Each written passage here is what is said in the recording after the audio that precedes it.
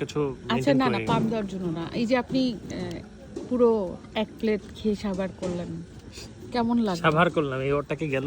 সাবার করলেন তো, এই যে দেখাই যাচ্ছে। থ্যাংক ইউ ভাইয়া। রান্নাটা খুবই ভালো ছিল।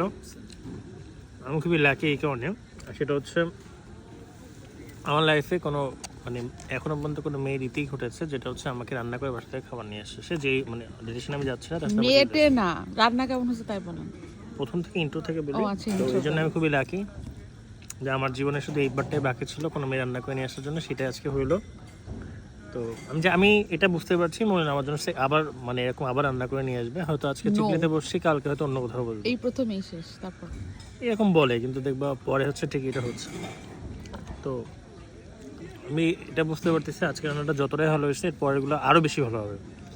এই অপটিমিস্টিক জায়গাটা থেকে বলতেছে রান্নাটা অনেক সুন্দর হয়েছে, অনেক মানে অনেক এনজয় করছি, সবাই ভালো, শুধু একটু আলুটা হচ্ছে ভালো হয়েছে।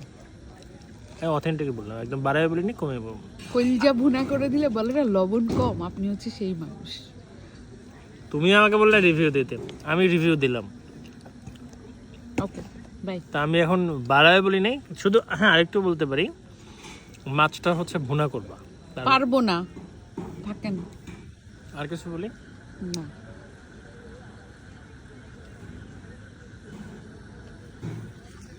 ঠিক আছে, আমি তোমাকে তোমাদের রান্না করে নিয়ে আসবো না খুলনা থেকে। বাই।